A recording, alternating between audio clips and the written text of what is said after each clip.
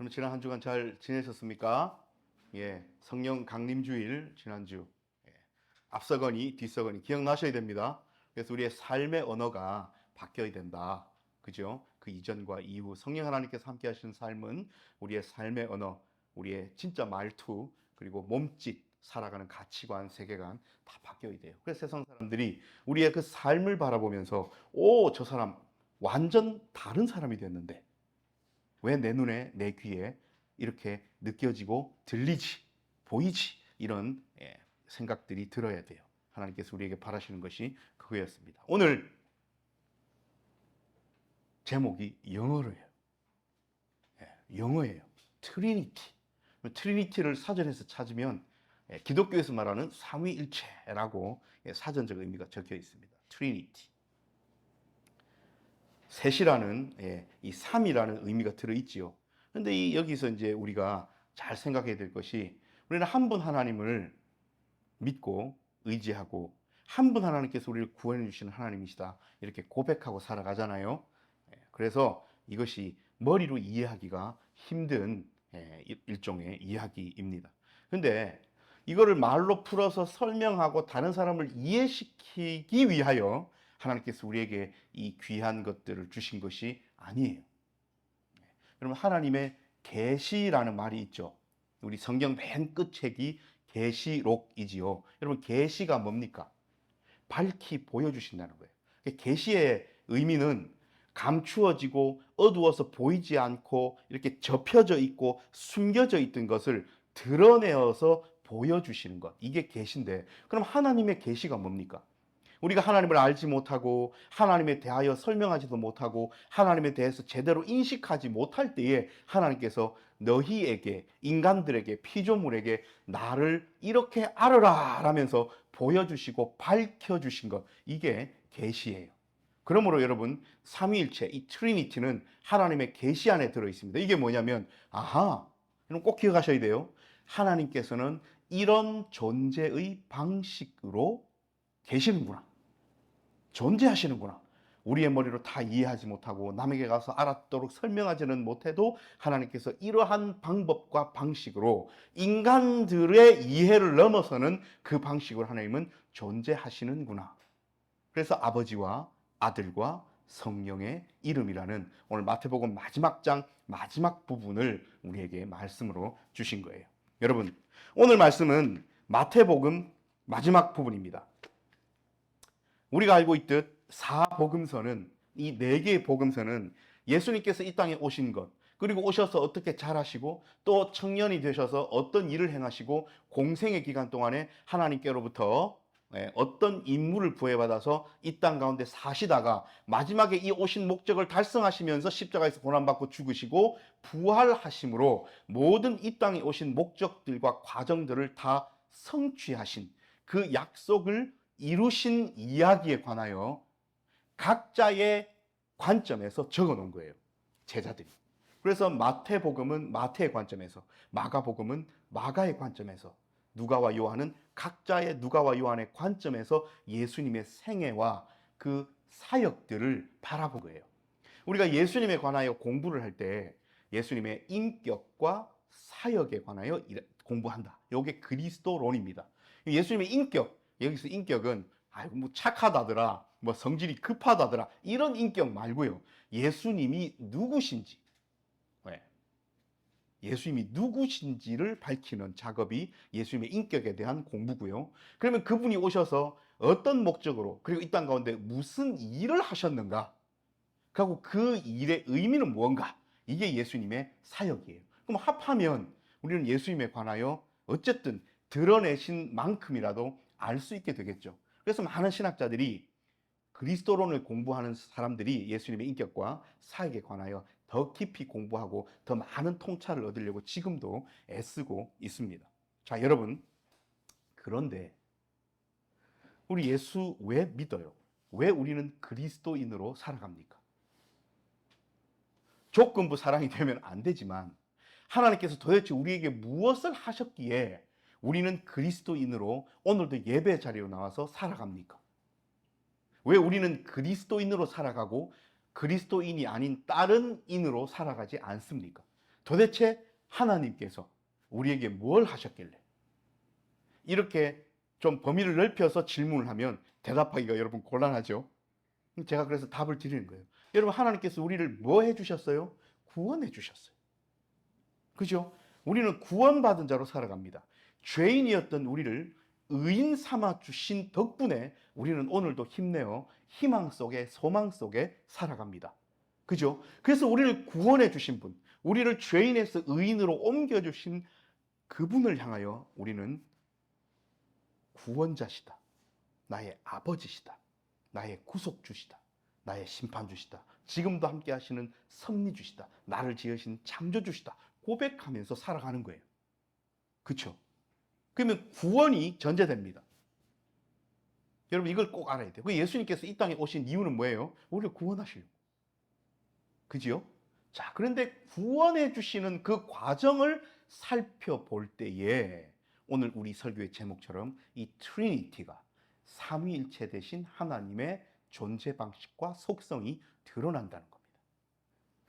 그래서 구원해 주시는 일을 빼버리면 하나님이 우리의 하나님이 되지 않고 또 우리도 그리스도인으로 살아갈 의미가 없어요. 그렇죠? 그리고 이 세상에는 구원이라는 게 없어져 버리는 거죠. 여러분, 이것을 꼭 기억하셔야 돼요. 자, 예수님께서 구원 사역을 이 땅에 오셔서 시작하십니다. 그 시작점이 뭐였습니까? 세례였어요. 그죠? 목수의 아들로 살아가시다가 청년으로 살아가시다가 드디어 요단 강가로 나오셔서 세례 요한에게 세례를 받으심으로 예수님의 뭐가 시작되어요? 하나님으로서 구원자로서의 공생애가 비로소 시작되어요. 근데 그 앞에 세례 요한 아저씨가 외쳤던 문구가 뭡니까? 회개하라, 천국이 가까이 왔다. 회개하라, 하나님의 나라가 가까이 왔다. 그죠? 여러분, 하나님의 나라가 가까이 오고요, 천국이 가까이 옵니다. 그럼 무슨 뜻이에요? 이제 이 땅에서의 삶에서 하나님 나라의 삶으로 변환되어야 되는데, 하나님 나라로 들어가려는 유일한 자격이 뭐예요? 죄인에서 의인으로 바뀌는 거예요. 그래서 세례 요한이 회개하라 한 거예요. 이 회개하라 속에는 스스로 의인된 사람들이 있는 겁니다. 스스로 의인된 사람들은 무엇 때문에 의인으로 스스로 생각했어요? 율법을 잘 지켰다고 생각하기 때문에 스스로 의인됐다고 교만에 차 있었는데, 지금 그것으로 의인이 될 수 없음을 세례 요한이 선포하고 외친 거예요. 자, 이때에 죄 없으신 예수님께서 세례 요한 앞으로 세례를 받으러 나옵니다. 자, 앞에 세례 요한 이야기를 우리가 다시 한번 생각하면 세례의 의미는 뭐예요? 물로 씻으면서 죄 씻음의 의미가 있는 거죠. 그래서 죄를 씻고 깨끗하게 된다는 어떤 표면적인 그런 의미를 가지고 천국으로, 하나님 나라로 나아가려는 사람들의 어떤 갈급함, 욕심, 선한 그 영적인 욕심, 이런 거였잖아요. 그런데 예수님께서 세례 요한 앞으로 나아오셨어요. 세례 요한이 바로 알아보고 뭐라고 이야기합니까? 내가 당신에게 세례를 받아야 할 터인데 어찌 내게 나아오십니까? 예수님 뭐라고 하셔요? 기억나십니까? 이제 허락하라. 이와 같이 하여 의를 이루는 것이 합당하다. 무슨 뜻이에요? 지금 예수님께서 나아가시고자 하는 모든 죄인들을 예수의 이름으로 의인 되게 하시려는 이 작업을 시작해야 되니까 본을 보이 계셨다는 겁니다. 비록 죄가 없으시지만. 그래서 세례 요한이 거기에 순종하면서 예수님께 세례를 베풀죠. 이 당시 침례죠. 요단강에 푹 잠기십니다. 근데 이때 이제 중요한 일이 벌어져요. 여러분 기억하실 겁니다. 물에서 올라오실 때, 예수님께서 침례를 받으시고 물에서 올라오실 때에 누가 올라오고 있어요?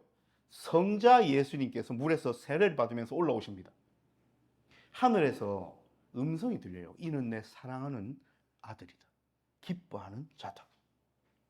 하나님 아버지께서 이 육을 입고 이 땅에 와서 세례를 받고 있는 나사렛 예수를 내 아들이라고 선포하시고 그 정체성을 드러내십니다.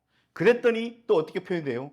성령이 비둘기처럼 원래 하나님이셨던 이위 되신 성자 되신 예수님께 원래의 하나님의 신적인 능력들이 함께 임하면서 성령이 함께 합니다. 자, 세례 받을 때에 아버지와 아들과 성령이 함께 모이셔서 어떤 일을 하는 거예요.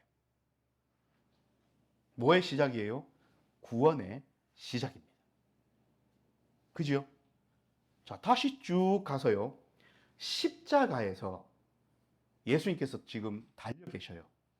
성자께서, 육신을 입은 성자께서 십자가에 달려서 이 모든 일을 이루려 하십니다. 그래서 다 이루었다. 그죠? 우리 성금요일 날 가상칠언 했죠? 다 이루었다 하시면서 죽어가고, 육신이 죽어가고 있는 성자 예수님, 그 상황에서 성부 되신 하나님 아버지는 뭐 하고 계셔요? 이 아들을 죽은 뒤에 살리시려고, 그리고 이 아들의 죽음을 함께 아파하시면서 눈물 흘리고 계시고요. 성령 하나님은 능력으로 성소 휘장을 찢어버리십니다. 무덤이 터져버립니다. 구원의 시작 세례 때에 성부, 성자, 성령이 함께 계셨고, 십자가상에서 성부, 성자, 성령이 함께 계셨죠. 자, 이제 구원이 이루어지면서 죽었던 육신의 성자 아들을 누가 그 사망과 죽음의 권세 가운데서 일으키십니까? 성부 하나님께서 일으키셔요. 부활 때에 성부자자 성령이 함께 하십니다. 여러분, 그래서 우리는 그래도 아직 이해하지 못하겠어요. 어찌 성부, 성자, 성령은 분명히 3번을 불러서 이름도 다른, 우리가 부르는 이 이름이 대상이 다른 것 같은 셋인데 어떻게 하나입니까? 우리의 머리로는 이해할 수 없고 우리의 입으로는 설명할 수 없습니다만, 구원을 떼놓고 이것만 설명하려니까 힘든 거예요. 우리의 구원에는 한 분 하나님, 성부, 성자, 성령께서 그렇게 존재하시는 방법으로 우리를 구원하십니다. 그러니까 구원을 떼놓고 다른 방법으로 그냥 이 대상을 설명하려 하면 안 돼요. 하나님은 우리를 구원하시려 할 때에 그 시작과 과정과 끝에 늘 그렇게 구원 사역을 성부, 성자, 성령, 아버지와 아들과 성령께서 그 일을 이루셨습니다. 우리는 오늘 이것을 꼭 기억해야 돼요. 그래서 성부, 성자, 성령이 계신 그곳에는 우리의 구원이 있고 우리의 삶이 있고 우리의 생명이 있음을 여러분 기억해야 됩니다. 오늘 28장 16절 시작하면서 11제자가 갈릴리에 가서 예수께서 지시하신 산에 이르릅니다. 여러분, 갈릴리, 이방 사람들의, 이방인들이 많이 살았어요, 갈릴리에는. 그런데 오늘 예수님께서 이 갈릴리에서 제자들을 만납니다. 여러분, 예전 설교 기억납니까? 구약에서는 베델이 있어야 되고 신약에서는 갈릴리가 있어야 돼요. 늘 우리가 하나님을 만나고 예수 그리스도를 만나는 그곳, 그 장소, 그 사람, 그 성경 구절, 그 상황, 뭐 그게 골방이든 뭐든 간에 내가 그것만 생각하고 회상하고 상기하면 하나님께 돌아갈 수 있는, 내가 세상 속에서 좀 마음을 놓고 살다가도 이것만 서면 내가 정신을 번쩍 챙기는 그런 곳, 그런 상황, 그런 사람, 그런 구절 있어야 된다고 말씀드렸죠. 여러분, 예수님을 만나기 위해 제자들이 갈릴리에 모입니다. 예수를 배웠고 경배하나 아직도 의심하는 사람들이 있더라. 이 사람들의 나약함의 표현이에요. 근데 예수님께서 그렇게 갈릴리에 모여 있고 아직도 의심하는 제자들이 있는 그 상황에서 이렇게 이야기하십니다. 하늘과 땅의 모든 권세를 내게 주셨으니, 여기 내게는 예수님입니다. 예수님 말씀하시는 거예요. 하늘과 땅의 모든 권세를 예수인 나에게 하나님께서, 아버지께서 주셨으니 그러므로 너희는 가서 모든 민족을 제자로 삼아 아버지와 아들과 성령의 이름으로 세례를 베풀고. 자, 여기서 중요합니다. 여러분, 아버지와 아들과 성령의 이름으로 세례를 베풀으래요. 우리 그렇게 해야 되죠. 자, 그러면 아버지와 아들과 성령의 이름은 다른 이름입니까? 한 이름입니까? 한 이름임을 기억하셔야 돼요. 그래서 하나님, 어떤 하나님? 아버지와 아들과 성령의 이름으로 나를 구원하시고 나를 세례하셔서, 즉 나를 죄를 씻기셔서 천국에 합당한, 하나님 나라에 합당한 의인으로 만드신 하나님의 그 이름을 내가 부여받았고 나는 지금 누리고 있으니 우리 역시 앞으로 이 삶 가운데 해야 될 일은 아버지와 아들과 성령의 이름으로 다른 이들을 제자 삼고 세례를 베푸는 삶을 살으라 라고 오늘 예수님께서 우리에게 마지막 명령을 주십니다. 여러분, 이것은 우리 개인뿐 아니라 우리 공동체와 교회에 주시는 예수님의 명이에요. 자, 우리는 어떤 공동체로 살아야 하겠습니까? 모든 민족을 제자로 삼아 아버지와 아들과 성령의 이름으로 세례를 베풀라고 하신 이 구절과 말씀을 우리는 현재 우리의 구체적인 반석이 빗된 교회 공동체의 삶에서 어떻게 녹여내고 실천해야 할까요? 모두가 선교사가 되어서 정말로 복음 들고 저 아프리카로, 우리 선배님 계시니까 저 터키로, 우리 저번에 터키 한번 도왔죠. 저 튀르키예로 막 가서 그렇게 우리 모두가 선교사로 해외에 나가야 됩니까? 또 그렇게 될 수도 없잖아요. 우리는 여기 우리가 앉은 이 삶의 자리에서 어떻게 이 하나님 예수님의 말씀을 지키고 실천할 수 있을까요? 여러분, 20절 말씀입니다. 그렇게 하려는 목적이 뭐죠? 모든 민족을 제자로 삼고 아버지와 아들과 성령의 이름으로 세례를 베푸는 목적이요, 20절에 나와 있습니다. 내가 너희에게 분부한 모든 것을 가르쳐 지키게 하라. 볼지어라 내가 세상 끝날까지 너희와 항상 함께 있으리라. 이렇게 끝나요. 여러분, 마태복음은 유대인들을 향한 복음서니까 아시겠지만 앞부분에 임마누엘이 나와요. 예수님 태어나실 때에 천사 가브리엘을 통하여. 임마누엘 뜻이 뭡니까? 하나님이 우리와 함께 계시다. 그렇게 시작했던 복음서가 뭐로 끝나요? 내가 세상 끝날까지 너희와 항상 함께 있으리라. 아멘이죠. 그리고 지난번에 했던 거 기억납니까? 여호와, 야훼, 이스라엘의 하나님, 유대민족들의 하나님 여호와의 뜻. 출애굽기 3장 14절에 스스로 있는 자다 말씀하셨지만 그것을 진짜로 해석하면 내 백성이 있는 그곳에 너희를 위하여 내가 거기에 있으리라, 이 뜻이에요. 그러니까 하나님의 이름은, 예수님의 이름은, 임마누엘의 이름은, 여호와 하나님의 이름은 다 뜻이 어때요? 같은 거예요. 그 이름으로 세례를 베풀라는 겁니다. 제자를 삼고. 무엇을 인식시키라는 거예요? 함께. 아하, 하나님께서 우리의 삶 가운데 함께 하시는구나. 하나님께서 우리를 버리지 않으시는구나. 우리를 사망과 죄의 구름텅이 속에 그대로 내버려 두지 아니하시는구나. 우리를 끌어서 올려서 생명으로 옮기시고 함께 하시는구나. 이거를 선포하고 베풀고 가르치고 공유하고 함께 하라는 겁니다. 세상을 살아가 보면요, 여러분, 지금 우리의 동료들, 친구들, 가족들 중에 신앙이 있어도, 신앙이 없는 사람은 말할 필요도 없고, 신앙이 있어도 이 살아가는 상황이 너무 힘들잖아요. 경제적으로도 힘들고, 젊은이들이 꿈을 꾸고 비전을 갖기에도 너무 상황이 좋지 않고, 국가 간의 관계도 다시 예전처럼 막 호전적으로, 그죠? 싸움을 좋아하는 방식으로 자꾸 바뀌어가고 있고, 그죠? 냉전 시대가 끝나서 조금 전 세계 평화가 오나 싶었더니 또 힘 있는 국가들이 서로 알력 다툼을 하면서 좀 힘들어지고요. 제가 여기서 뭐 정치적 세계 정세를 다 이야기할 필요도 없지만, 여러분, 이게 우리가 기도해야 될 제목들이 너무 넘쳐나요. 그것만 있습니까? 또 환경이 너무 오염되고, 그죠? 일본의 사태도 있고, 그래서 우리가 뭘 믿어야 될지도 모르겠고, 한편에서는 깨끗하고 괜찮다 그러고, 한편에서는 다 죽이려 그러고, 그래서 뭘 믿어야 될지 모르겠고, 그런 와중에 또 자연재해는 있어서 지진이 나고 화산이 터지고, 또 그런 가운데 또 지구 반대편에 어떤 데서는 먹을 것이 없어가지고, 그죠? 인간이 살아가는, 한 지구촌에 살아가는데 인간이 살아가는 이 소득의 불균형이 너무 극대화돼가지고, 한편에서는 먹을 것이 없어 굶어 죽어가는데 한편에서는 차고 넘쳐서 버리게 되고, 또 그 버리는 것이 자기 나라에 버리지 않고 다른 좀 그런, 비교적 가난한 나라에다가 이런 것들 버림으로써 그 나라가 또 오염되고, 지금 계속 제가 이야기하는 거예요. 또 그러다 보니 지구온난화 문제로 해수면이 높아져서 저 태평양의 섬나라는 몇십 년 뒤에는 나라 자체가 사라질 위기에 있고, 지금 이게 뭐 하는 거예요, 여러분? 그러면 이것만을 바라보고 거기에 함몰되면 희망이 있습니까, 없습니까? 희망이 없어요. 살아갈 의미가 없어요. 당장 눈앞에 우리 대한민국의 젊은이들이 결혼을 꺼릴 뿐더러 자식 낳는 것도, 자녀를 낳는 것도, 그래서 가장 OECD 국가 중에, 맞죠? 그러니까 여러분, 이것들을 어떻게 해야 됩니까? 다시 한번 제가 읽어드릴게요.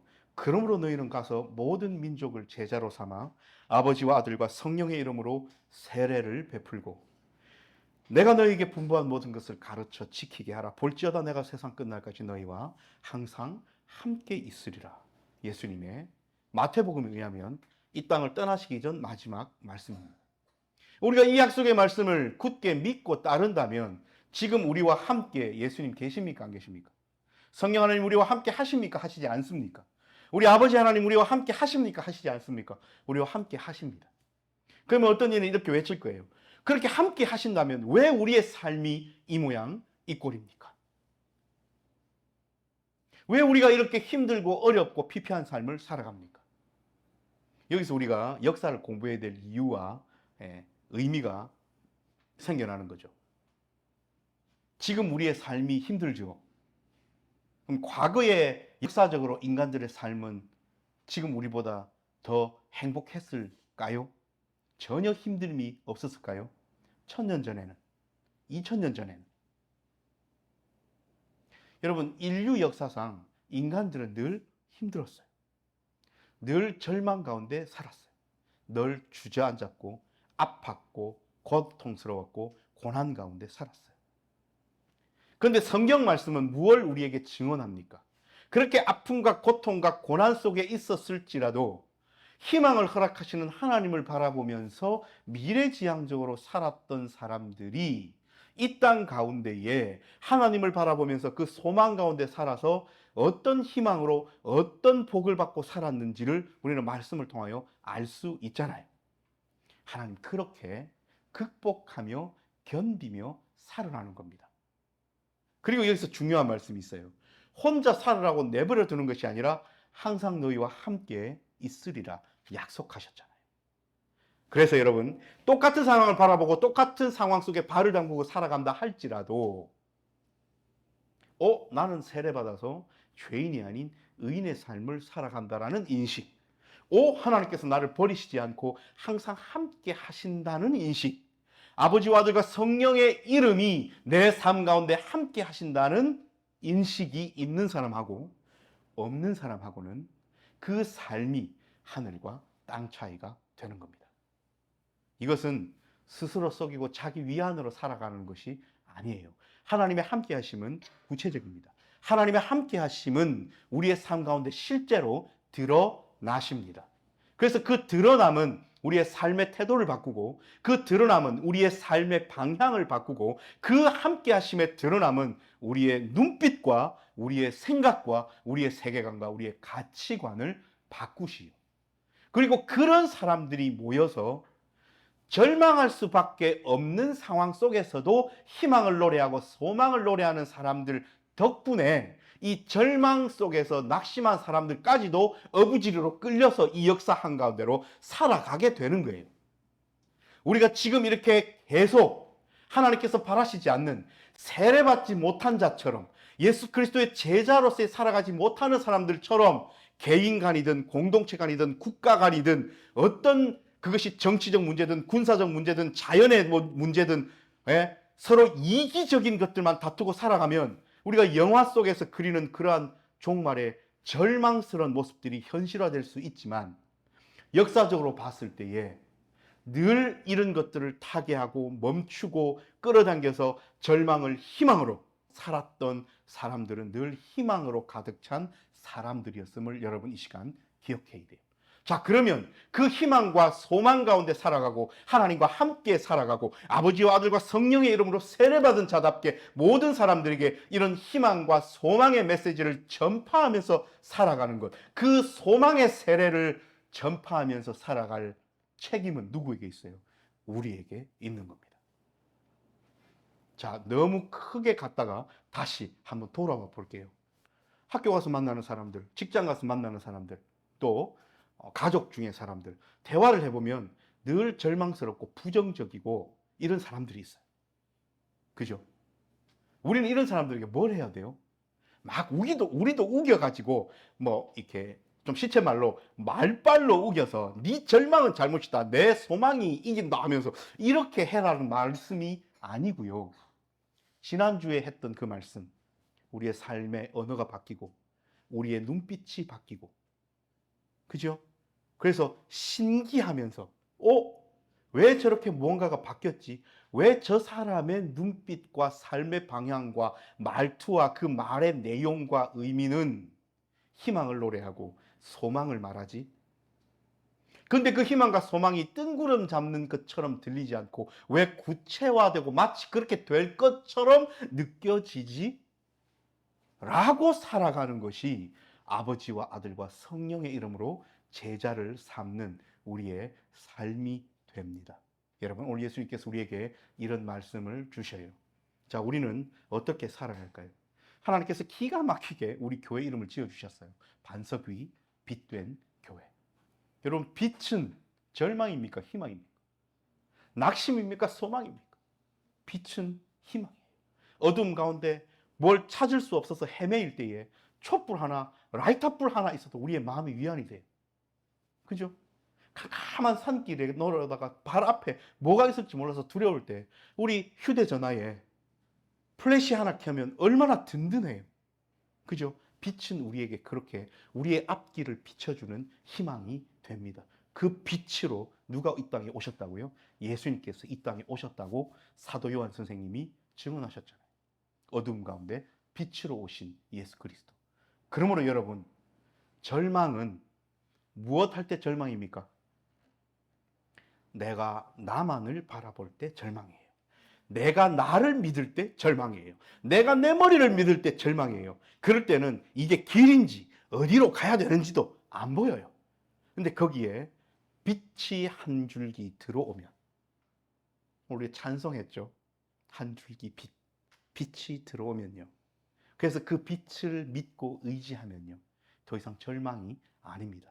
우리가 나아가야 될 방향도 보이고, 당장 내 눈앞에 무슨 나를 거치게 하고 걸려 넘어지게 하는 장애물이 있는지도 보이고, 여러분, 그런 겁니다.